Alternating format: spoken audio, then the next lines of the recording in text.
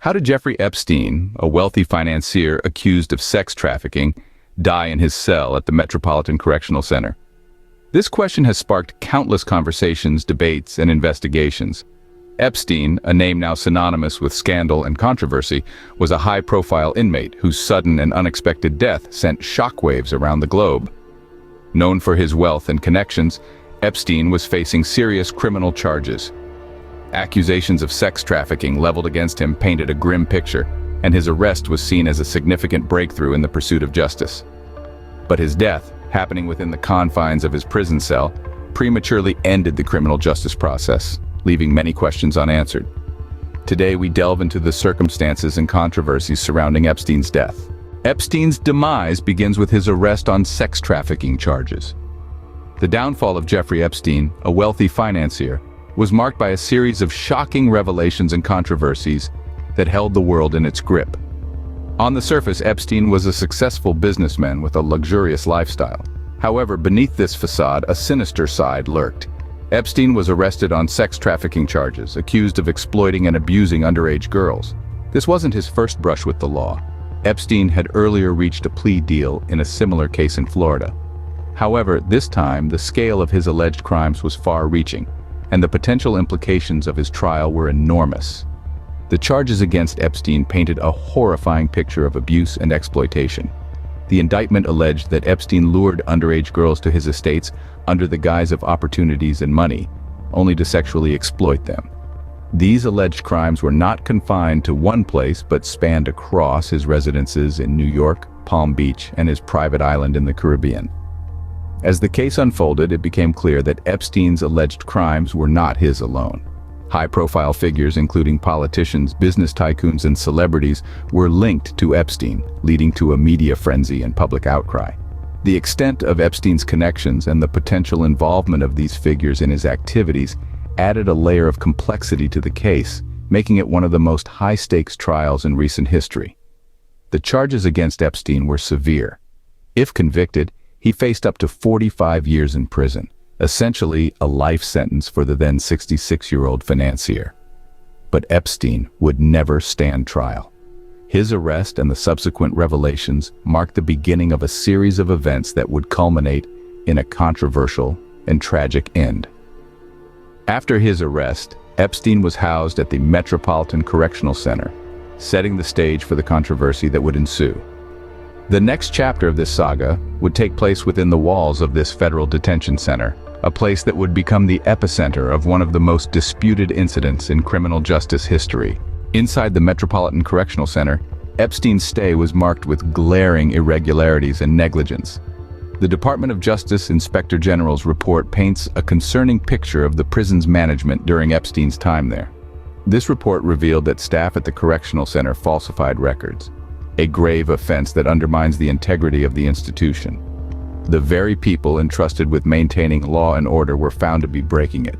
The blatant disregard for procedural integrity is both shocking and deeply troubling. Moreover, the report highlighted the failure to conduct required checks on Epstein, a high-profile inmate. These checks, designed to ensure the safety and well-being of inmates, were blatantly ignored. This lapse is not only a dereliction of duty but also a failure to uphold the basic rights of those under the prison's care. Adding to the list of failures, the surveillance cameras in the special unit where Epstein was housed were not functioning properly. In an environment where surveillance is paramount to maintaining security and transparency, this failure is not just an oversight, it's a serious breach of protocol. These findings, among others, point to a disturbing pattern of negligence and mismanagement at the Metropolitan Correctional Center. It's clear that these failures contributed to an environment that was far from secure. This begs the question, how did such a high-profile inmate end up in a facility with such glaring deficiencies? These issues are not just about Epstein. They raise serious concerns about the state of our correctional facilities and the treatment of those within them. If these failures can occur in such a high-profile case, it raises doubts about how widespread these issues might be. This gross negligence and mismanagement set the stage for Epstein's tragic end. It's a stark reminder of the need for accountability and reform in our prison system to ensure the rights and safety of all inmates, regardless of their crimes or status. On August the 10th, 2019, Epstein was found dead in his cell. This was the shocking news that reverberated around the world, leaving many in a state of disbelief. Jeffrey Epstein, a man accused of horrific crimes, was no more. A wealthy financier, Epstein was a high-profile inmate at the Metropolitan Correctional Center where he was awaiting trial. The events leading up to Epstein's death are shrouded in controversy and negligence. The Department of Justice Inspector General's report highlighted a series of failures that allowed Epstein to take his own life. Lax oversight, falsified records, and a disregard for required checks and protocols painted a picture of a prison system in disarray. This was not a random oversight, but a systemic failure that led to the death of one of the most high-profile inmates. The official cause of Epstein's death was ruled a suicide. However, this explanation was met with skepticism from various quarters. Conspiracy theories began to swirl, fueled by the fact that surveillance cameras in the special unit where Epstein was housed were not functioning properly.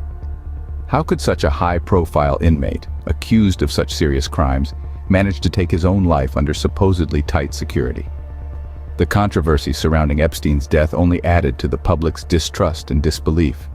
Questions were raised, investigations were called for, but the truth seemed elusive. The death of Epstein highlighted the glaring gaps in the prison system and sparked a wave of public outrage and demand for accountability.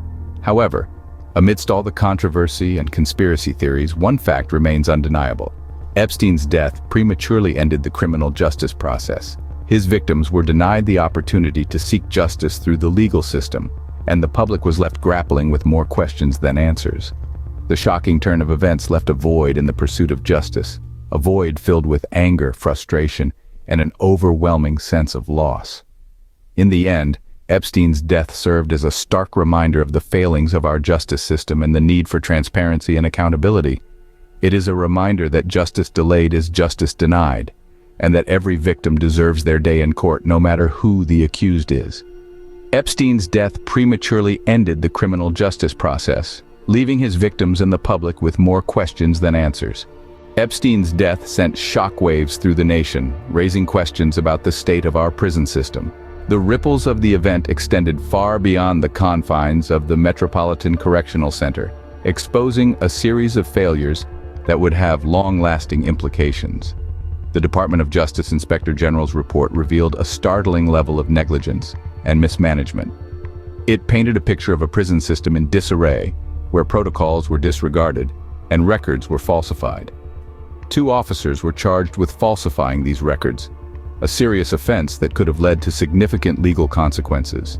However, in a surprising twist, these charges were later dismissed, leaving many to wonder about the level of accountability within our prison systems.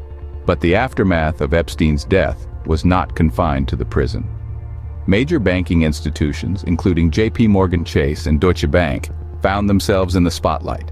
As part of separate lawsuits, these banking giants agreed to pay settlements to Epstein's victims, a clear admission of their indirect involvement in Epstein's illicit activities.